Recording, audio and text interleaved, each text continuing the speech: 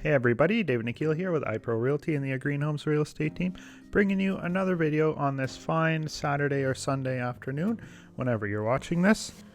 Just wanted to say thank you so much to all of my clients and everyone watching for allowing me to get another award this year.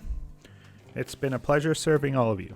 Anyways, let's get back to the video. So today's video is going to be comparing a little bit of Canada's housing market to New Zealand's housing market and how New Zealand is trying to combat the heated housing market over there. So New Zealand and Canada have pretty similar markets in terms of affordability. So in New Zealand, it's very hard to afford a house as a young person, someone looking to just get into the market, as well as here. So what they're doing over there is they are increasing the down payment required in order to purchase a home. I'll explain the good and the bad on that. So the good is that it makes it harder in order to purchase a home. So it's harder to bid up the prices super high. The issue is you need 20% down as a buyer of a personal residence to purchase a home. And if you're buying it for an investment purpose, you need to put down 40% of a down payment in order to purchase the home. So you can only get a loan for 60% if you're an investor. And if you are a homeowner or want to be a homeowner, you need 20% down. So the positive thing about this, it should keep the housing prices from raising too high. But the issue is, this is really only hurting people with lower incomes and lower amounts of money and first-time home buyers. So you can imagine you've been working super hard to save up that 5% down payment or even 10% down payment. Say you're going to put down $50,000 on a $500,000 house. You're working really hard in order to find a house, buy a house, and then all of a sudden the government steps in and says, nope, now you need 20%. Immediately your budget just got cut in half. Instead of being able to afford $500,000, now you can only afford $250,000. Yes, it's going to keep a lot of people renters a lot longer. In my opinion, only going to drive the rent prices up. You may be slowing down home ownership for a lot of people, but you are creating a major issue in terms of housing affordability in the rental market. Now, I'm not 100% sure how their rental market works there, if they have a certain percentage you can increase it each year, if you can just increase the rent whenever you want as a landlord. Not too sure on how it is there.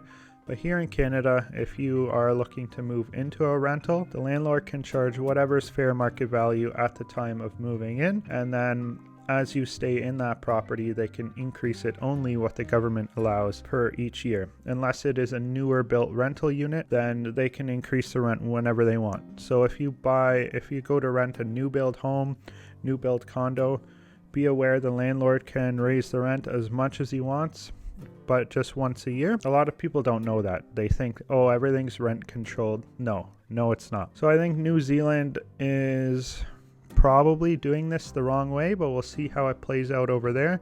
I know that Canada is watching closely to see what happens over there because they want to try and cool the market over here. Now, so I'm getting almost all this information from a CBC article, which is right here on the screen. And if you wanted to read the whole thing, the link is down below in the description. So one of the quotes from our finance minister here, he was asked in regards to housing if we need to start doing restrictions or anything. His response was, right now, the economy is weak. We're just out of the second wave, and I think we need the support. We need the growth we can get. So what I think he's referring to there is the revenue that the government is making from house transactions. So they're making money, land transfer tax, they're making money off HST, they're providing work for lawyers, construction workers, real estate agents, house cleaners. Housing is one of the top GDP, if not the top, I haven't checked recently, but it used to be the very top GDP leader in terms of revenue for Canada. So they are always going to be very hesitant to restrict anything to do with housing because that's a huge tax revenue source for the government of Canada, and especially now they need that revenue. So I don't think they're going to be looking to cap off house price increases as well. You have to think about it. If you're going to purchase a home and you bid whatever over asking, and then the government comes and restricts it or says automatically these houses can only sell for these prices, it's going to hurt a lot of people. It's going to make a lot of people potentially bankrupt. They can't really do that. The issue in Canada is we don't have enough housing. We need more housing. So I think the only way to really cool the market is to put more inventory into the market. Now, how do we do that? We have issues with supply chain right now. We have issues with, well, obviously the virus that's going around is a major issue. You can't have as many people on job sites. You can't get things done as quickly, as easily in terms of building these projects. Even getting it passed through permits takes a long time. It used to take a long time before, but now you throw in the virus into the mix and all the shutdowns and people working from home, and it just adds a whole other mix in terms of getting these projects and developments approved, planned, and started to be developed and built in order to provide more housing for the people that are here. So I think I've kind of gone off on a tangent here, but moral of the story is New Zealand has increased the down payments to 20% and 40%, whether you're a primary homeowner or an investor.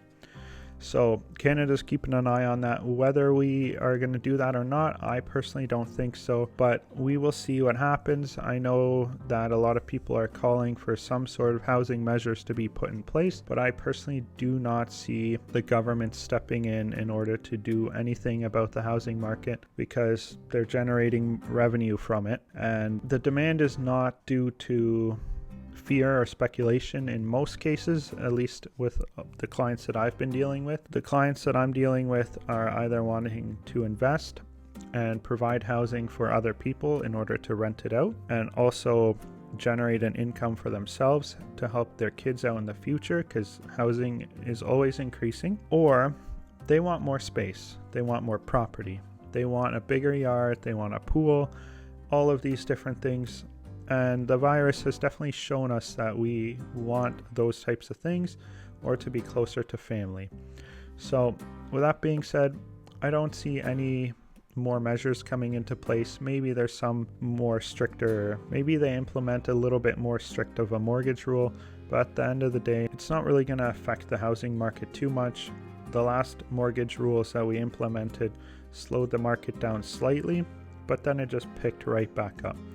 So as people get used to new rules, things like that, as people get used to it, things continue to rise and continue to go up when you're looking at 10-year, 20-year windows. Obviously, if you're looking at just a 2-3 year window, yes, housing prices could go down. And that's why I definitely don't advise anyone to ever buy speculatively, buy for 1 or 2 years. Make sure you're purchasing a home or an investment to hold for 5, 10, 20 years at least, because you can't predict the short term, but you can more accurately predict the long term and understand that you will be making a profit. So with that being said, this video is over. If you did like this video, hit that like button, smash that subscribe button, and I'll be seeing you next week in another video.